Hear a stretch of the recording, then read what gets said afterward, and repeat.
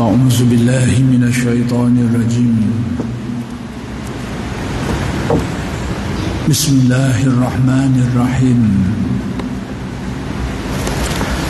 السلام عليكم ورحمة الله وبركاته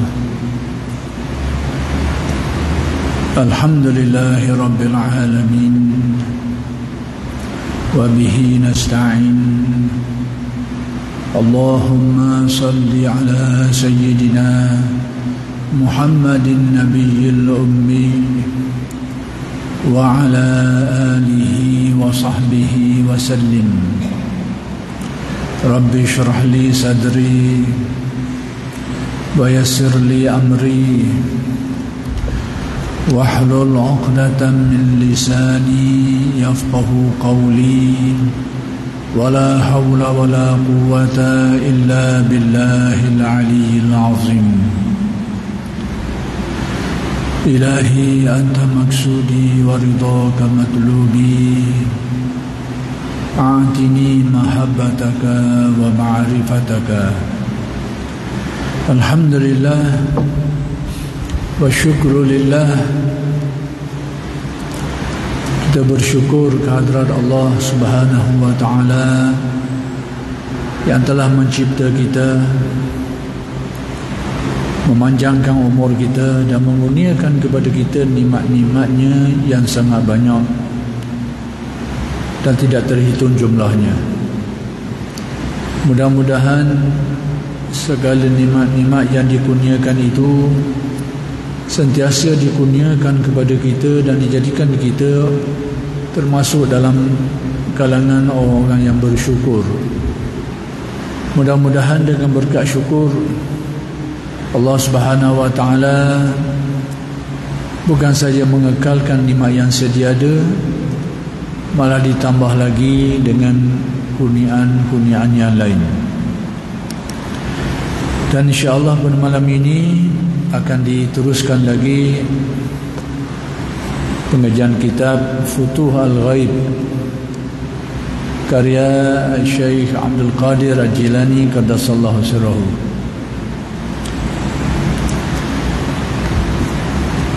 Perkara yang ingin kita jelaskan pada malam ini ialah berkenaan wasiat yang ke-6.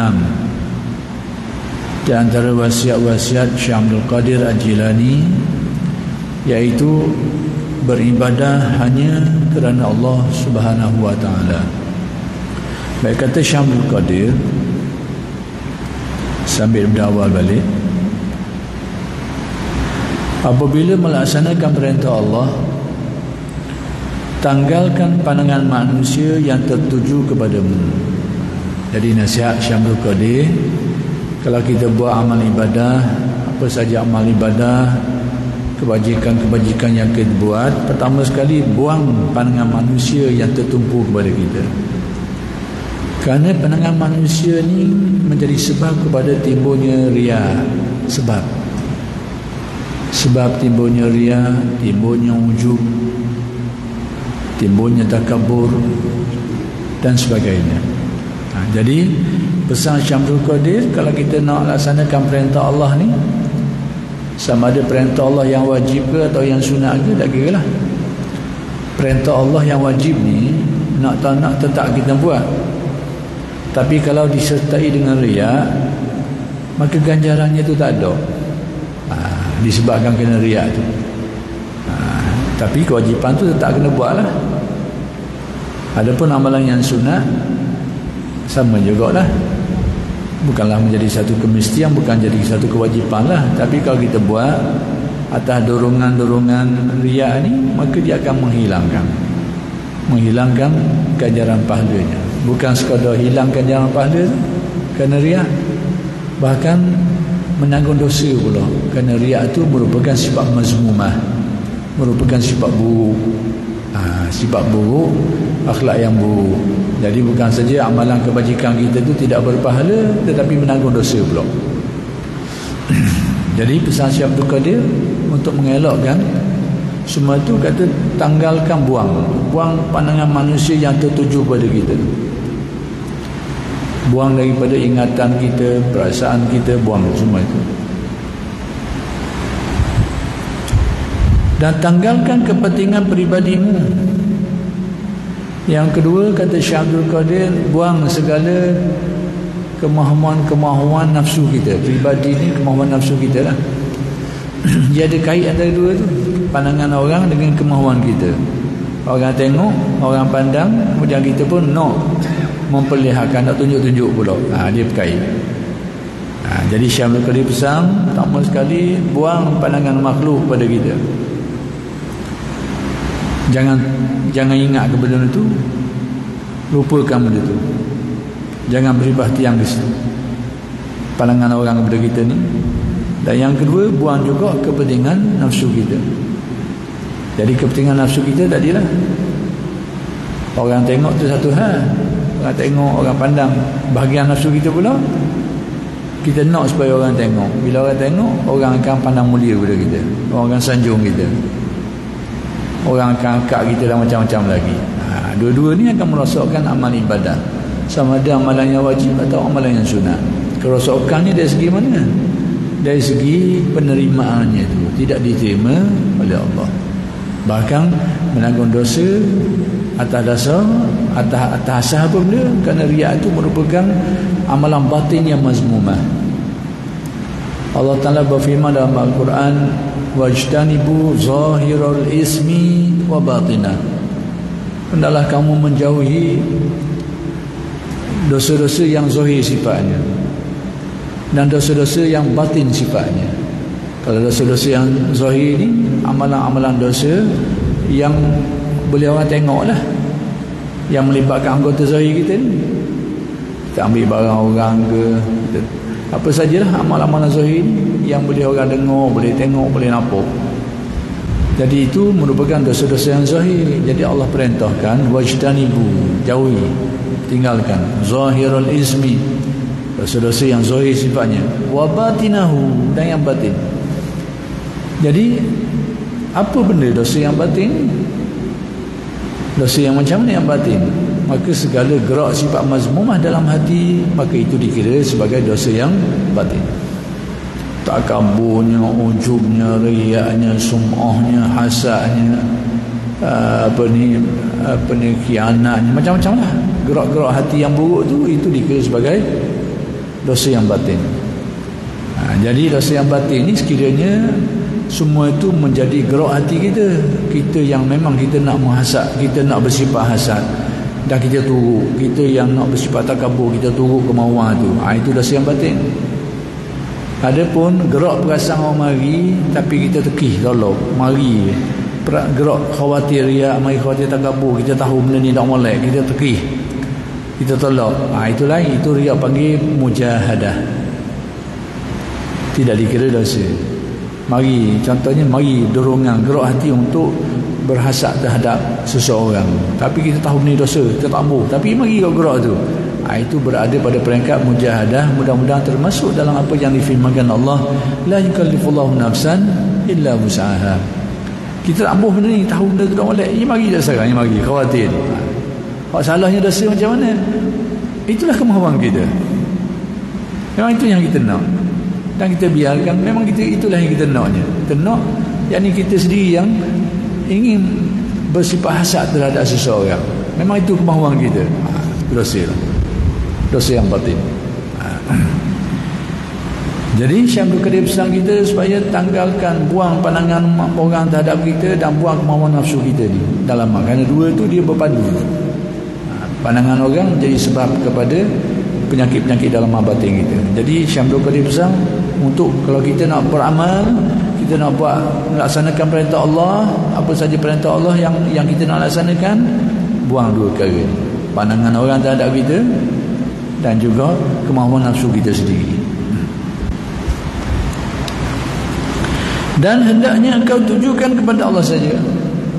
Tumpukan kemahuan kita, kehendak hati kita hanya kepada mencari redha Allah. Disuruh tumpukan apa-apa kebajikan yang kita buat, amalan yang kita buat, maka tumpukan sepenuhnya kemahuan kita, lakukan semua itu semata-mata untuk mendapat redha Allah. Itu nasihat Syekh Abdul Qadir kepada kita.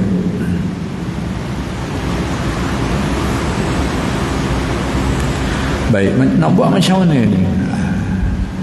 Kata Syekh Abdul Qadir, kita nak buang pandangan orang ni tak mudah ke ni? Tak mudah. Bila-bila lagi memang orang ada dekat dengan kita. Orang tengok semua kita buang. Nak buang tu tak mudah. Baik, tengok apa pedoman yang diajar oleh Syekh Abdul Qadir. Untuk menghindari pandangan manusia, untuk menjauhkan diri daripada pandangan orang terhadap kita yang memuji. Lebih-lebih lagi orang yang tengok pada kita tu orang puji kita. Lebih-lebih lagi tu. Yang memuji atas amalanmu, yang duk puji amalan-amalan kita. Jadi kalau ada orang pandang dan puji amalan kita, kita pula ikut kemahuan nafsu kita tadi tu, kemahuan pribadi kita tu, iaitu senang dengan pujian orang, dan kita nak pujian orang penuh lalu. Timbullah penyakit-penyakit riak, takabur dan macam-macam lagi lah. Jadi untuk menghindari pandangan manusia ni yang duk puji kita ni atas amalan yang kita buat ni, dalam melaksanakan perintah Allah, menghindarlah dari mereka. Asingkan diri sepenuhnya dan bebaskan jiwamu dari segala harapan mereka. Itu pedoman yang diajar oleh Syekh Abdul Qadir. Asingkan dirimu, jauhkan dirimu daripada manusia. Maksudnya apa ni? Jauhkan dirimu daripada manusia dan asingkan dirimu sepenuhnya. Yang ni dalam keadaan jiwa kita yang masih belum kuat, tak kuat molek lagi. Jiwa kita tak kuat molek lagi, maka jauhkan diri kita ni daripada pandang daripada orang ramai dulu seketika. Jauhkan. Supaya apa? Supaya untuk membina kekuatan dalaman kita dulu. Kecuali amalan-amalan yang kita tak boleh nak lagi. Contohnya solat Jumaat, takkanlah nak lagi daripada orang juga. Mesti sama-sama dengan orang.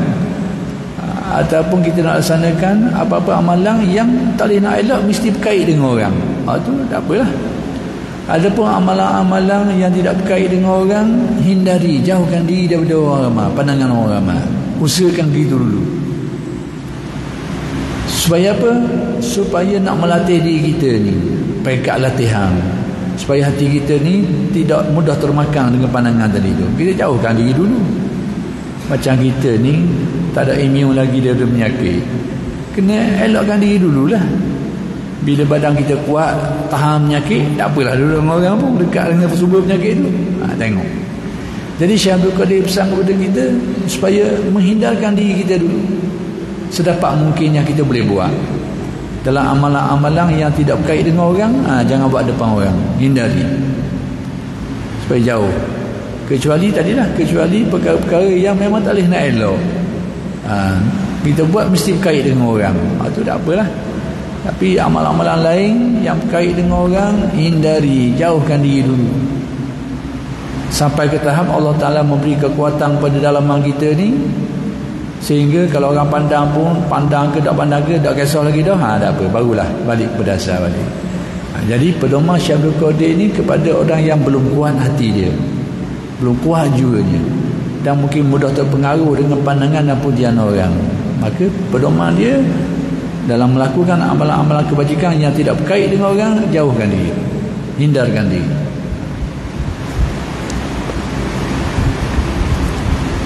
Dan bebaskan jiwamu dari segala harapan mereka.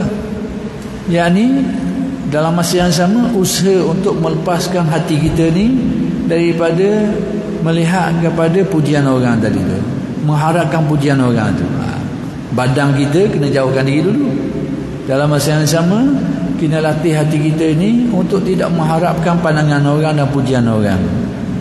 Jadi secara mudahnya Syekh Abdul Qadir ajar kita dua latihan supaya kita terselamat daripada amalan kita tu. Pertama sekali secara fizikal, secara badan ni, tubuh badan kita mengelak daripada melaksanakan amalan-amalan ni depan orang ramai.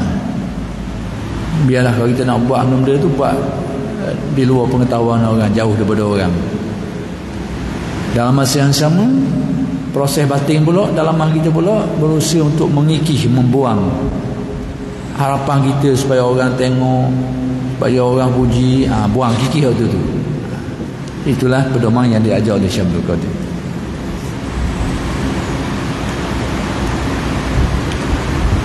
Lenyapkanlah segala nafsumu.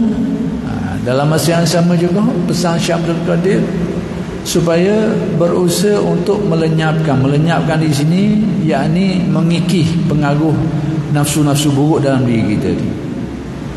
Kaedahnya macam mana? Ini akan dijelaskan dalam nasihat-nasihat yang akan datang, yang lain lagi.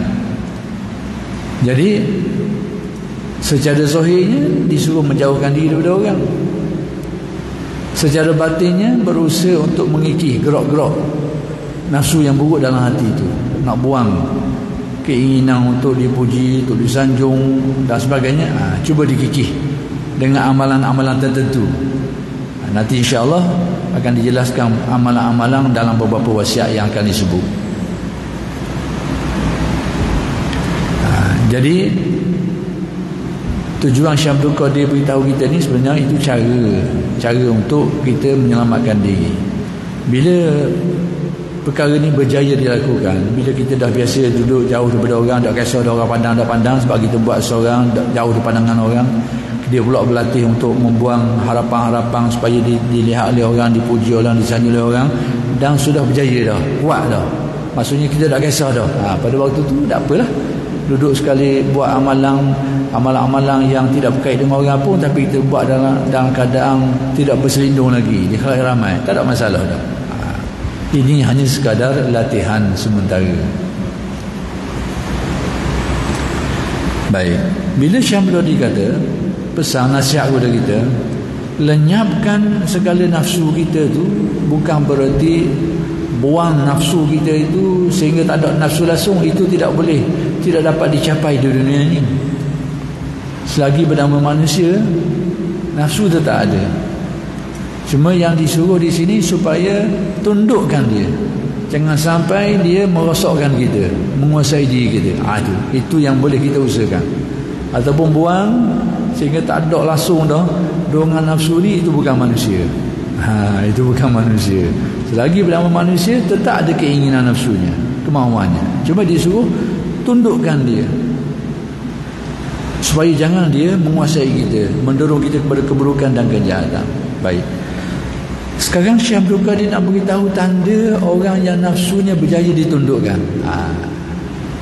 Berjaya ditundukkan, kita nak tahu macam mana nafsu kita ni telah berjaya kita tundukkan sehingga tak mempengaruhi kita dah. Sebab benda dalam ni payah kita nak tengok. Dalam payah.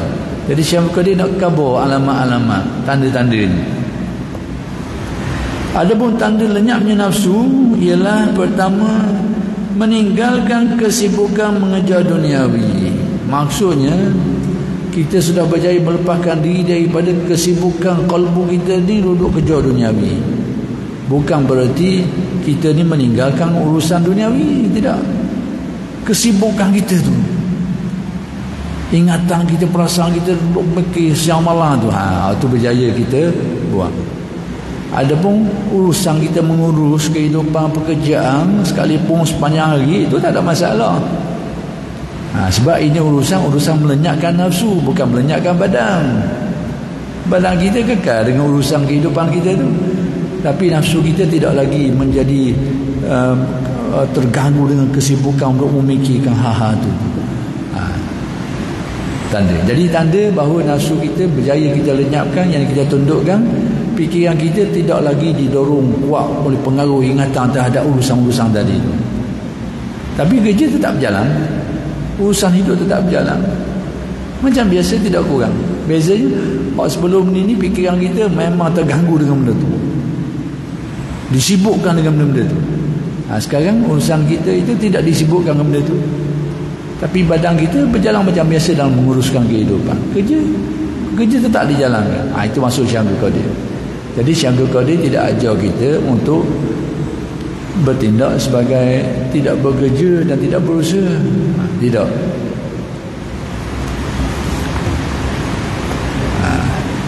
Jadi tanda pertama kita sudah berjaya menundukkan nafsu, yakni gangguan pengaruh kesibukan yang berpunca daripada keinginan yang tinggi. Sebenarnya kesibukan ni berpunca daripada pengaruh ikatan-ingatan yang kuat terhadap urusan keduniaan ni. yang dasarnya itu tamak lah, itulah ada belaka. Bila ada nyakit-nyakit itu memang kadang-kadang badan tak buat benda pun, tapi fikiran dan hati berserabut dengan memikirkan benda itu. Jadi kena beza antara aspek zahir dengan aspek batin dalam ajaran tasawuf. Yang dikatakan sebagai meninggalkan kesibukan itu aspek batin kita. Kita tenteram, hati penuh dengan syukur, hati penuh dengan qanaah, hati penuh dengan redha, hati penuh dengan sabar, terima ketentuan Allah, banyak ni rezeki kita, banyak ni lah. Tapi kerja rajin lah, tak ada masalah. Itu kena beza. Jadi jangan samakan dengan gerak dalam ni dengan gerak zahir ni. Gerak dalam tadi tu, iaitu bila hati kita ada sikap menerima ketentuan qada masing-masing, ada keyakinan tu, bersabar menanggung kepayahan, bersifat qanaah, cukup dengan apa yang ada, ditambah lagi bersyukur dia. Itu hati yang tidak disibukkan. Hati yang disebutkan ni hati yang penuh dengan ketamakan, penuh dengan tamak, penuh dengan tidak senang, tidak puas hati. Inilah akan menjadikan hati manusia diganggu dengan kesibukan urusan duniawi. Itu yang disuruh oleh Syekh Abdul Qadir. Bukan kerajinan, kesungguhan. Itu perjalanan hidup kita memang biasa. Dan boleh berlaku sebaliknya. Hati yang penuh dengan ketamakan, penuh dengan kegilaannya itu, tapi badan malah boleh berlaku gitu. Badan duduk nengu sama, tapi akal lah ni sibuknya ni berganda-ganda. Jadi hendaklah dibezakan antara dua supaya tidak berlaku salah faham sini.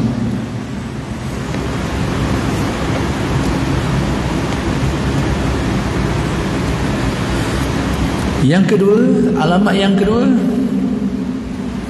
berhubungan dengan mereka hanya untuk mendapatkan manfaat. Antara alamat bahawa nafsu kita baik kita tundukkan, lenyapkan di sini, masih tundukkan lah daripada pengaruh buruk dia tu. Yakni kita berhubungan dengan manusia, dengan orang ramai ni dalam hal-hal yang mendatangkan manfaat saja. Apa-apa yang tidak mendatangkan manfaat, maka kita tidak campur lagi dah.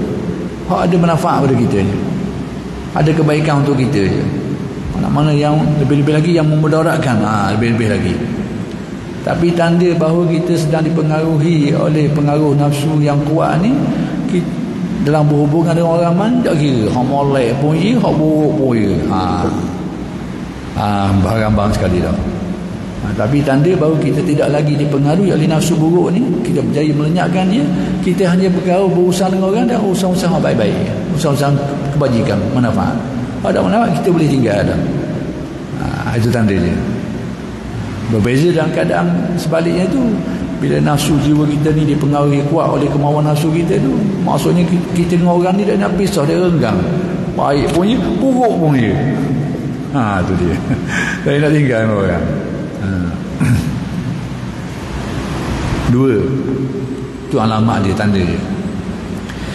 Yang ketiga, antara alamat, cenderung menghindarkan diri dari kemudaratan. Yang ini perkara-perkara yang buruk, perkara yang negatif, yang mudarat, kita ada kecenderungan untuk meninggalkan dia. Tapi dalam keadaan nafsu yang buruk menguasai kita, tak jadi gitu. Tak akan jadi gitu. Bukan nak menghindari, bahkan kadang-kadang nak kehogi kepada keburukan. Sebab apa? Keburukan ni, segala apa yang dilarang oleh syarak buruk belaka, segala apa yang disuruh oleh syarak baik belaka. Jadi alamat orang yang nafsunya tu berjaya ditundukkan ni, dia cenderung untuk menjauhkan diri daripada hal-hal yang memudaratkan tu. Apa-apa yang dilarang ni memang mengandungi kemudaratan. Tanda nafsu kita berjaya kita tunduk, memang kita cenderung untuk menjauhkan diri daripadanya. Kecenderungan kita tinggi. Tetapi kita kena ingat, perkara-perkara buruk yang memudaratkan ini, dia mengandungi tarikan nafsu yang tinggi. Tarikan nafsu, menarik nafsu manusia dengan tarikan yang tinggi. Jadi kalau jiwa kita dipengaruhi nafsu yang buruk, kita akan cenderung ke situ. Kita akan cenderung kuat kepada benda-benda yang buruk tadi.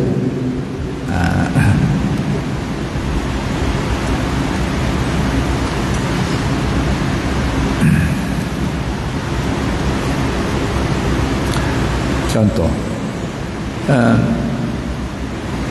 salah satu yang itu contoh ni biasa berlaku dalam masyarakat kita lah. Bila kita cakap uduh-uduh orang, cakap uduh, kan sedap gitu. Sedap, cakap pun sedap, dengar pun sedap. Cakap uduh orang, tak tidur malam lah apa. Dan boleh buah ni. Jadi orang yang berjaya melenturkan nafsu dia tu, dia tak cenderung dah ke arah tu, tak cenderung. Cenderung untuk menjauhkan diri dah benda tu. Tapi kalau kemauan nafsu kita buruk, kita masih menguasai, hak tu sedap je. Tak demikianlah urusan-urusan lain.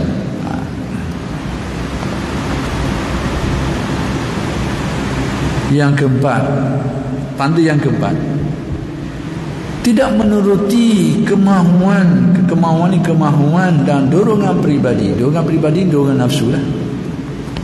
Antara alamat bahawa kita berjaya mengekang dan mengontrol, kawal nafsu kita ni, yakni kita tidak menuruti kemahuan dia tu semahu-mahunya. Nak kata tak turut langsung, bukan dia. Selagi nama manusia ni, memanglah kita nak makan, kita nak minum. Sekadar nak makan kita turut, tak ada masalah. Tapi kalau nak makan lebih daripada kadar yang sehingga langgar batasan syarak, mula itu semua kemahuan mereka tu. Kemahuan makan, minum, kehidupan yang lain tu, dia ada batasan dia. Kalau ikut batasan dia, memenuhi kehendak kita, ikut batasan dia tu, tak langgar batasan dia, tak ada masalah lah. Makan, minum, berpakaian dan sebagainya. Tapi sekiranya menurut kemahuan kita yang menyebabkan langgar batasan tadi tu, masalah. Nak makan dan tak makan, akhir sekali makanan hak kita tak mampu tu pun kita cari jalan tak besar lah. Kehidupan kita, tentang kehidupan kita, bila nak turut kemauan kita kau, atas kemauan nafsu kita kau, kadang-kadang benda-benda macam yang membabitkan benda-benda yang dilarang kau, kita akan turut lah, akan turut sekalipun benda tu membabitkan benda yang dilarang oleh syarak, kerana menurutkan kemauan. Jadi kata Syekh Abdul Qadir, alamat tanda bahawa nafsu kita berjaya kita tundukkan, bahawa kita tidak ikut dah kemahuan nafsu yang buruk tadi, yang melanggar batasan dia tu. Jadi kalau timbul dorongan nak makan mati sana, giyah makan, tak masalah. Kerana dia termasuk ruangan yang harus lagi. Tapi kalau timbul dorongan nak mengambil sesuatu yang bukan hak kita, bukan hak kita dah. Yang mari dorongan tadi tu, tarikan kuat tadi tu, dia ikutlah Ustaz. Ini. Jadi bila ada dorongan itu, tanda bahawa nafsu buruknya masih menguasai diri dia.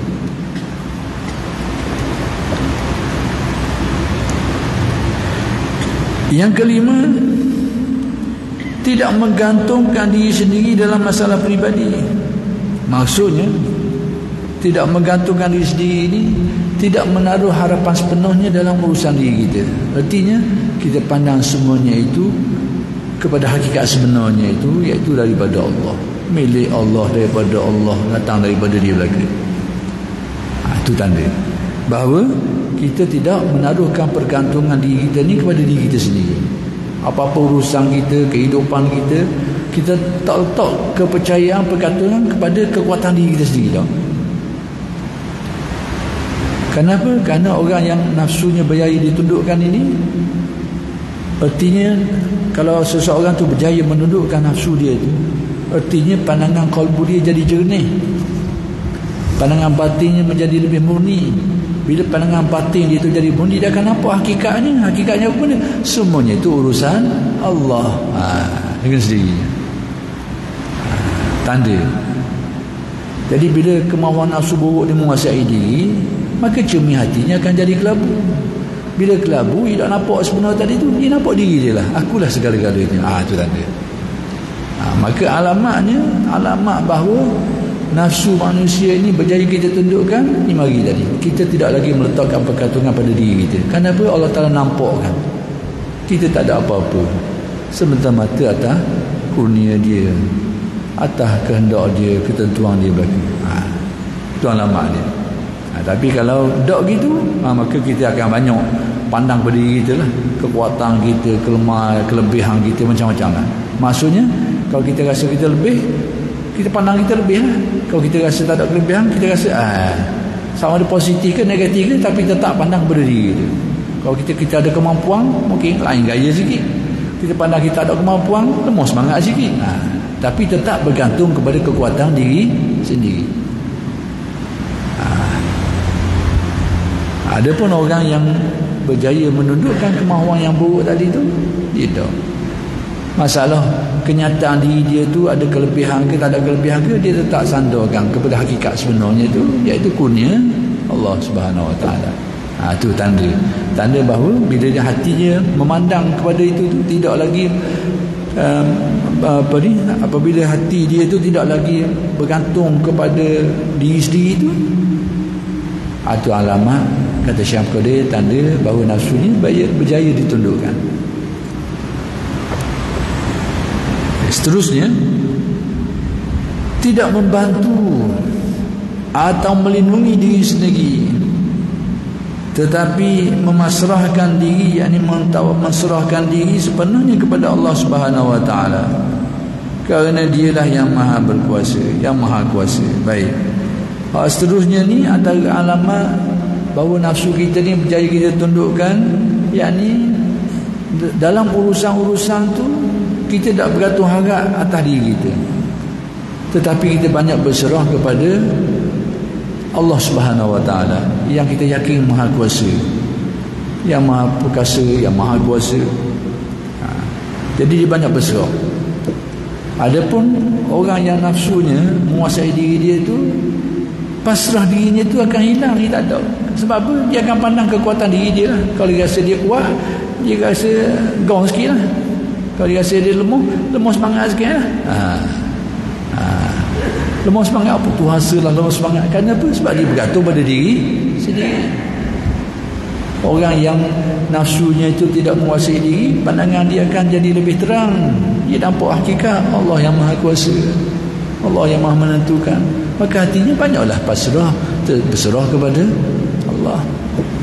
Jadi penguasaan nafsu atas diri ini penentu kepada cermin hati kita tu bersih ke gelap. Kalau penguasaan ni tinggi, kelabu, maka tak nampaklah hakikat yang tinggi.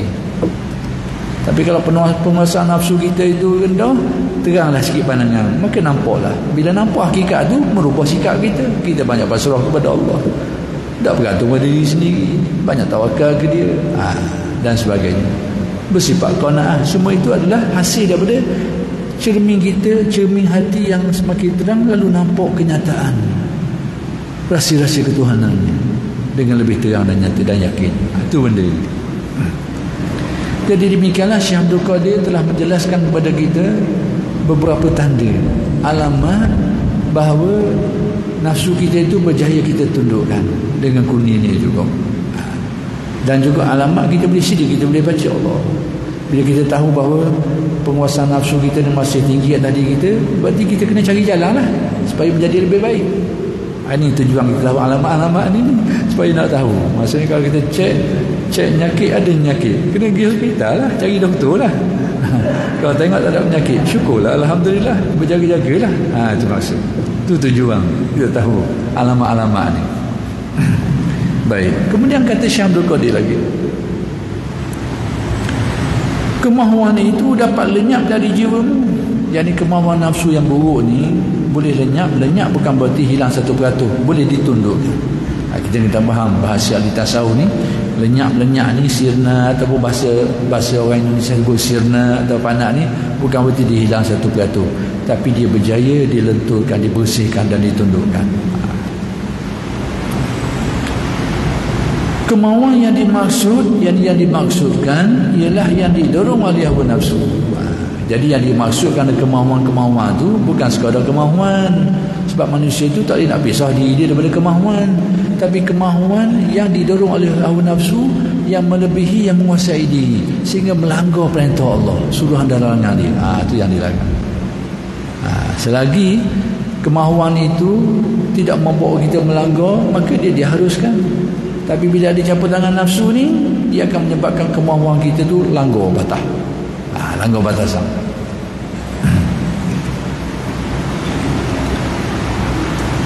Baik. Adapun lenyapnya kemahuan atas kehendak Allah itu ditandai sebagai berikut.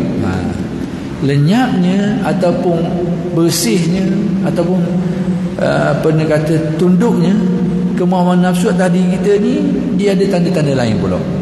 Alamat-alamat dia pula. Baik, antaranya tanda dia kata Syamsul Qadir yang pertama, tidak pernah menurutkan keinginan. Maksud tidak pernah ni tidak ikut kemahuan-kemahuan jahat lah. Dorongan-dorongan buruk tu bukan tak mari dan ditasan, kadang-kadang ni mari. Tapi dia tak bertopok. Maksud tak bertopok tu tak mempengaruhi keinginan dan kemahuan kita. Kadang nak mari tapi teki sikit hilang. Itu tanda bahawa seseorang tu sudah berjaya menyucikan batin dia. Jadi dia mudah nampak lintasan yang buruk tu, dan kalau teki mudah hilang, tak ukat. Tapi kalau cermin hati kita ni kelabu banyak, tak nampak kadang-kadang lintasan mari tu, tak perasan hak buruk tadi tu. Sudah tak masuk dalam. Tak ada masuk dalam cermin kita ni, mempengaruhi keinginan kita dah, kemauan kita. Kalau gelap dah lalu, memang tak nampak langsung.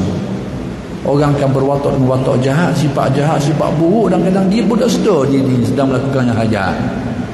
Hak tengah-tengah tu, hak berada di pertengahan tu, dia nampak lintasan jahat, tahu jahat, tapi kadang-kadang dia masuk dalam, masuk dah sekarang, mempengaruhi keinginan kemahuan juga, menggerakkan tindakan juga, tapi tahu jahat. Boleh tahan sikit, boleh tahan sikit. Tapi apa dah lalu, tak nampak. Air keruh dah lalu, jadi tak nampak lintasan buruk dia, tak nampak. Tinggal lagi dia bertindak atas kemahuan tadi tu, kadang-kadang dia tak nampak dah benda tu buruk. Ini berbahaya. Tapi ini boleh berlaku, dan itulah merupakan tanda kemusnahan kalbu manusia. Apabila yang buruk tu nampak baik, yang baik tu nampak buruk, itu alamat kemusnahan yang berat berlaku pada kalbu manusia. Kita kalau nampak baik tu baik, buruk tu buruk, alhamdulillah, buat cerita lain. Tapi nampak jahat, nampak jahat, baik nampak baik. Tapi kalau nampak terbalik, alamat kalbu kita rosak teruk. Menuduh jelas terang buruk, nampak baik macam tanda. Benda molek jelas baik, nampak buruk. Alamat nimbang rosak. Kena beli nimbang lain dah ni. Nimbang tu dia pakai dah. Jadi dalam hadis Nabi ada beritahu, dia berpunca daripada orang membiarkan kalbu dia tidak dibersihkan. Itu punca dia. Nabi kata kalbu manusia ni akan dibuka sebidang udang-udang ni. Kalau kita kat tika kok, kita buka sebidang. Nabi membandingkan demikian fitnah mendatangi kalbu manusia. Skoping sebidang. Bila tika dia akan tutup permukaan. Tika buka, tutup kawasan ni. Kalbu kita gitu juga, fitnah yang dorongan nafsu yang buruk, kemauan yang buruk ni, hal-hal yang buruk yang datang dalam ingatan perasaan kita ni, seumpama tika tu, orang buka sebidang, akhir-kali tutup banyak dah. Nabi kata mana-mana kalbu yang asyrabaha, menyerapnya, ni mari lintasan tadi tu, khawatir buruk tu, tapi hati kita terima benda tu, dan kita lock, biarkan. Dia akan menjadikan kalbu kita berubah watak, sikap. Asyrabah ni dia menyerap masuk kemahuan-kemahuan buruk ni, kemahuan jahat ni, dia terima masuk. Dia tak usah khawatir, dia nampak dan buruk-buruk, tapi dia tak napih, tidak usaha nak tolak, nak tepi, tak ada. Lebih lagi tasawuf pun tak mengaji, tak apa langsung ilmu ni, tak ada ilmu ni, masuk gitu dalam kemahuan ni, mempengaruhi kemahuan, perasaan dan sebagainya, hal-hal yang buruk ni. Lalu kata Nabi, tertitiklah, ni bahasa simbolik, maka tertitiklah titik hitam, menghitamkan kalbu dia. Menghitamkan kalbu maksudnya merubah watak kalbunya, merubah sikap dan perangai kalbunya, jadi berubah. Nabi kata sehingga kalau bertindak banyak dah lalu, dia akan mencapai satu darjat yang diberi gambaran oleh Nabi seperti purung air hak duduk terikut. Nabi beri gambaran gitu. Purung air, kau duduk guna purung, buat cabut air. Dan ni buat plastik dah. Jadi tamsilan ini tak sesuai lah. Tamsil zaman dulu orang purung. Purung kan bau hitam purung. Fungsi dia nak cabut air. Sekarang Nabi kata purung warna hitam duduk gini. Duduk gini. Maksudnya dolah hitam, air dah lekat. Ada air. Itulah gambaran yang Nabi beritahu kalbu manusia yang tidak berusaha nak menghindari fitnah-fitnah mari dalam hati tadi itu serak masuk akhir kali jadi gitu. Lalu Nabi beritahu keadaan dia ni, keadaan dia macam saya kata tadi lah, dia sampai kalau nimbang rosok dari bakar dalam nimbang. La ya'rifu ma'rufan wa la yunkiru munkaran. Benda ma'ruf tak kenal dah, benda baik tak kenal dah.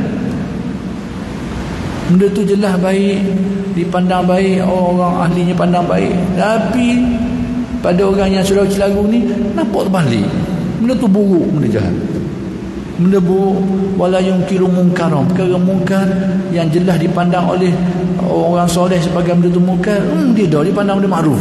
Terbalik. Tu tanda rosok berat. Puncanya tadi membiarkan kalbunya didatangi fitnah tanpa usaha bermujahadah untuk buang, untuk tapih, untuk tekih tanduk. Lok yang masuk kali lekat. Punah janam. Jadi dia tidak menurutkan keinginan nafsu yang buruk, tak ikut. Sebab apa kan tadilah pertama sekali dia nampak keinginan buruk mari dan dia ada kekuatan, dia boleh tolong, dah lekat, dah turut, tak merasa butuh, tak merasa perlu, tidak mempunyai tujuan, tidak ada tujuan kecuali hanya satu tujuan dan satu kebutuhan, satu keperluan. Kebutuhan ni bahasa Indonesia, keperluan, yakni kepada Allah Subhanahu Wa Taala belaka, yakni dia tidak turut kemauan-kemauan nafsu buruk dia tu, dan dia ni tak ada kemauan lain kecuali semata-mata nak cari redha Allah, nak beribadah kepada Allah. Itu dia. Itu alamat, kata Syekh Qadir, tanda bahawa kemauan nafsu manusia itu berjaya dibersihkan, ditundukkan, dilenyapkan, dengan kata ditundukkan, jaya. Itu tanda dia bahawa dalam hati dia tu, dorongan hati dia tu, dia tidak ikut kemauan nafsu buruk dia, dan dalam hati tak ada lain dah kecuali semata-mata nak beribadah kepada Allah. Dan apa yang dia buat pun adalah tujuan semata-mata lillah, kerana Allah Subhanahu Wa Taala. Itu kemahuan dia, itu alamat dia. Jadi sini kita boleh ukur lah. Maksudnya kalau kemauan kita tu kuat, mudah-mudahan itulah betul tanda nafsu kita memang berjaya dilenyapkan. Tapi kalau kuat lemah, berarti perlu diusahakan lagi lah supaya lebih teguh kemahuan kita. Sebab tandanya situ, tandanya bahawa nafsu kita berjaya ditundukkan dengan ketundukan yang sempurna ni bila tidak ada dorongan nak mengikuti kemauan nafsu yang buruk. Bahkan kehidupan sepenuhnya dalam rangka mengabdikan diri kepada Allah, lillah. Kalau itulah yang menjadi gerak utama hati kita dan kuat, itu alamat bahawa nafsu manusia berjaya ditundukkan dengan sempurna. Tapi kalau dia lemah sikit, naik turun berjaya. Maksudnya satu benda yang perlu dikuatkan lagi dan diusahakan lagi. Sebab tu ahli tasawuf mengajar kita supaya membiasakan diri dengan mengucap kalimat-kalimat yang baik. Kan dengan ucapan kita tu dia akan mempengaruhi ingatan kalbu. Itu salah satu manhaj, salah satu cara. Kalau ulama tasawuf mengajar kita supaya selalu bermunajat. Saya pun belajar munajat tadi pun daripada alim ulama tasawuf jugalah kita belajar ilahi anta maksudi tu. Mudah-mudahan kita sebut dulu, mudah-mudahan lepas tu lekat dalam ingatan pula. Sebut lagi, bila lekat ingatan, sebut lagi, akhir sekali menjadi gerak hati kita. Tu anak. Kalau itu menjadi gerak hati kita, inilah tanda Syekh Abdul Qadir Kabul tadi tu. Alamat bahawa nafsunya sudah berjaya dilenyapkan, yang ditundukkan. Bila itu jadi gerak hati dia lah. Maksud gerak hatinya dalam hidup dia itu semata-mata nak cari redha, nak beribadah kepada Allah, nak melaksanakan perintah Allah. Gerak tu jadi gerak hati dia. Itu alamat. Bila timbul gerak hati itu, alamat nafsunya berjaya ditundukkan. Dan itulah yang kita nak. Itulah yang kita nak. Kerana manusia ni diciptakan tidak ada tujuan lain kecuali untuk tujuan itu. Wa ma khalaqtul jinna wal insa illa liya'budun. Aku tidak menjadikan jin dan manusia ni kecuali untuk tujuan beribadah. Jadi kalau tujuan untuk mengabdi diri kepada Allah tu dah jadi gerak hati dia, maka itulah tujuan manusia hidup. Dan perkara itu tak akan capai selagi nafsu manusia tidak berjaya ditundukkan. Jadi benda tu akan mula dicapai bila nafsu manusia berjaya ditundukkan. Benda tu tercapailah. Itu maksud. Jadi demikianlah yang dijelaskan oleh Syekh Abdul Qadir. Kesimpulan mudahnya, Syekh Abdul Qadir anjurkan kita ni pertama sekali supaya menjauhkan diri daripada pandangan orang dalam melaksanakan perintah Allah. Supaya apa?